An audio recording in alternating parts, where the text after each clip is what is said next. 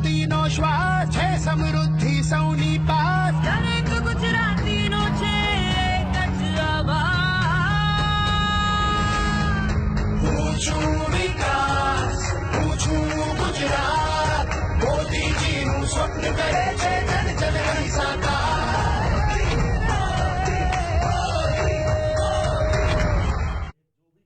जो दर्शक मेरे साथ अभी जुड़ रहे हैं, इस वक्त की बड़ी खबर, गुजरात बीजेपी के खाते में, हिमाचल भी बीजेपी के खाते में. हालांकि आंकड़ा पिछली दफा से थोड़ा कम हुआ है बीजेपी का. 100 पर बीजेपी, पिछली दफा 115 सीटें आई थी. अभी ये नतीजे जमा रुझान हम दोनों का गणित आपको बता रहे हैं. 100 पर बीजेपी, 77 पर कांग्रेस. कांग्रेस की झोली में 16 सीटों का इजाफा, लेकिन बहुमत के आंकड़े से बहुत दूर, 15 सीट पीछे.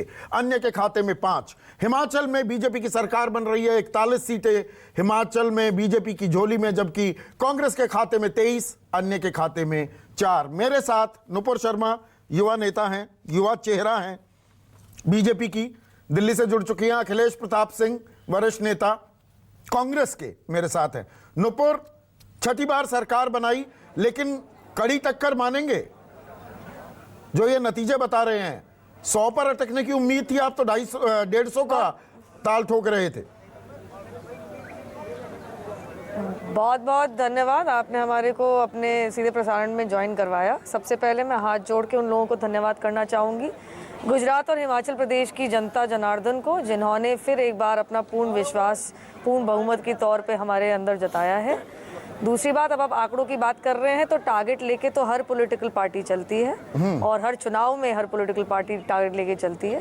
और 22 साल की एंटी इनकम्बेंसी, साथ में 1990 के अंदर भी भारतीय जनता पार्टी की समर्थन से ही गुजरात में सरकार थी. तो 27 साल की एंटी इनकम्बेंसी को डिफीट करना कोई मामूली और कोई छोटी बात नहीं है.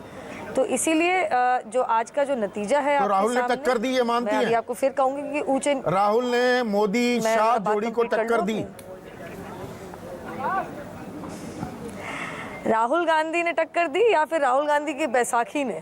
अच्छा, बैसाखियों ने टक्कर दी, राहुल गांधी मतलब मान रहे हैं हार्दिक पटेल, जिग्नेश मेवानी, अल्पेश ठाकुर ने टक्कर दी मोदी को. चुनाव में, चुनावी राजनीति में जो जीता वही सिकंदर. तो अगर इतनी मेहनत कर ही ली थी तो सरकार क्यों नहीं बना पाई?